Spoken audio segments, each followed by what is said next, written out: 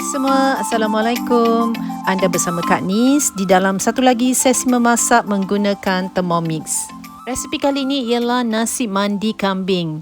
Jadi jika anda masih ada lagi stok daging kurban, apa kata kalau kita nasi mandikan dia?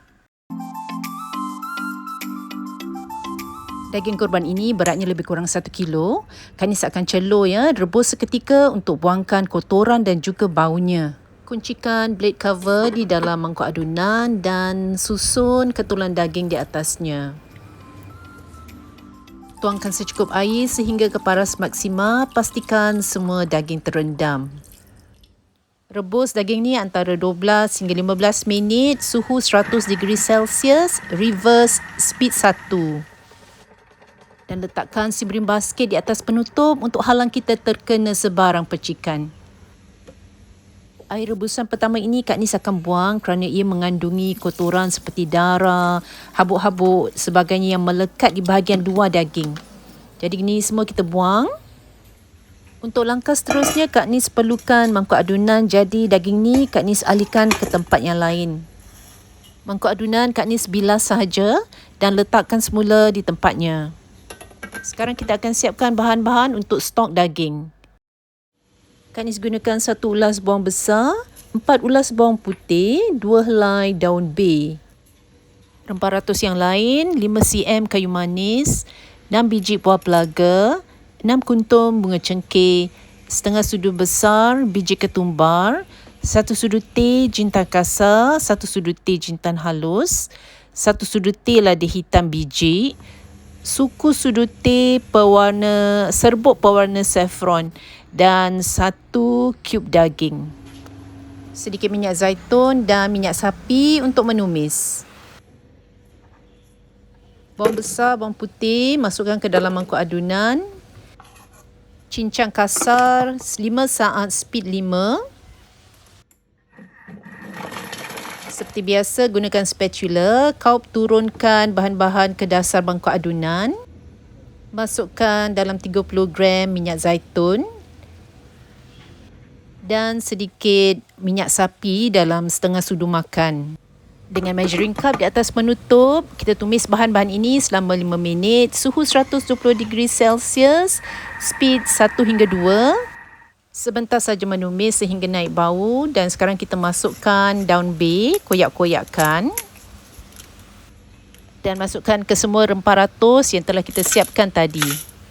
Gunakan spatula, ketepikan bahan-bahan yang melekat pada mata pisau kerana kita akan memasang blade cover.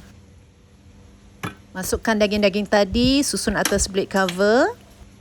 Kak Nis akan slow cook daging-daging ini. Jika anda mahu gunakan pressure cooker, boleh saja, lebih cepat. Tetapi Kak Nis mahu gunakan apa yang Thermomix ada. Sekarang masukkan air sehingga ke paras maksimum. Dan seperti tadi, pastikan semua ketulan daging terendam. Kak Nis masukkan dalam setengah sudu besar jus lemon dan 4 sudu teh garam. Masukkan juga setengah sudu teh lada putih. Tutup dengan measuring cup di tempatnya. Kita masak secara perlahan menggunakan slow cook mode selama 3 jam, suhu 98 degree Celsius.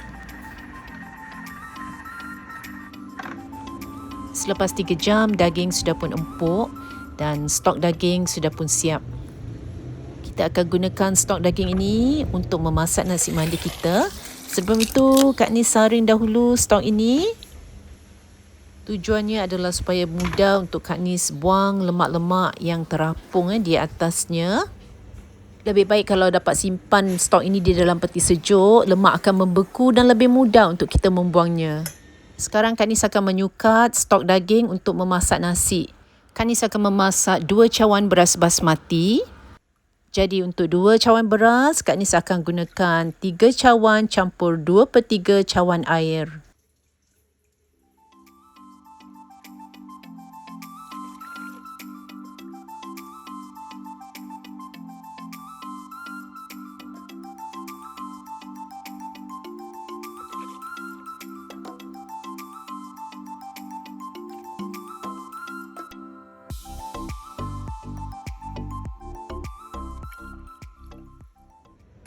Sebelum masukkan beras, pastikan stok daging kita masih panas. Di sini suhunya 80 degree Celsius, jadi dikira masih panas dan tidak perlu dipanaskan lagi. Tetapi jika stok daging anda sudah sejuk, terutama jika gunakan yang baru keluar dari peti sejuk, anda wajib didihkan semula stok daging ini, panaskan semula. Barulah masukkan beras yang telah dicuci dan ditoskan. Ya, tidak perlu direndam ya beras ini.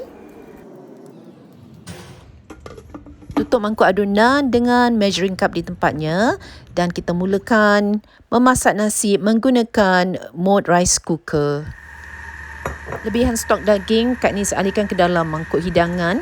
Jadi untuk sesiapa yang suka nasi mandi yang lebih berkuah, boleh tambahkan dengan stok daging ini. Sementara menunggu nasi masak, kita siapkan bahan-bahan untuk mengasap nasi. Di sini Kak Nis ada seketul arang dan juga satu mangkuk kecil keluli stainless steel. Boleh juga gunakan aluminium foil dibentuk menjadi satu piring kecil. Kak Nis juga siapkan sepotong mentega seperti ini. Bakar arang di atas api dapur sehingga menjadi bara.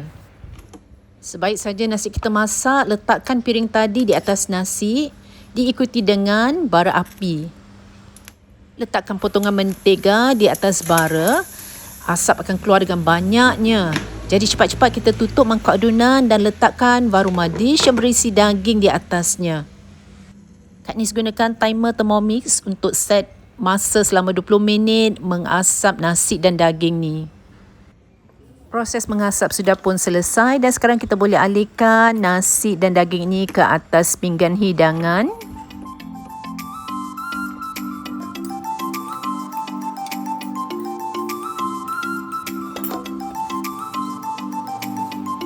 Kita balikkan mangkuk adunan dan buka bahagian base untuk mudahkan nasi keluar dari mangkuk adunan. Hiaskan dengan badam goreng dan kismis. Kemudian susun daging yang telah diasap tadi. Hiaskan juga dengan daun ketumbar hiris dan tambahkan lagi dengan taburan badam dan kismis.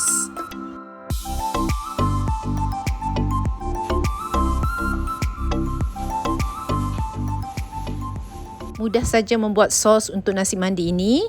Masukkan ke semua bahan-bahan ke dalam mangkuk adunan. Cili, tomato, bawang putih, sedikit daun ketumbar dalam 2 pokok, setengah cawan daun pudina, jus dari separuh biji lemon,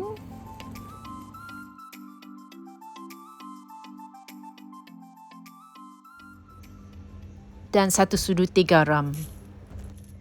Kisar ke semua bahan-bahan ini selama 30 saat, speed 10. Sos sudah pun siap dan bolehlah dihidangkan.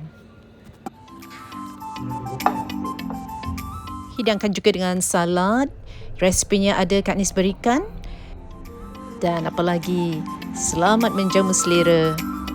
Dan insya-Allah kita jumpa lagi di lain waktu. Bye.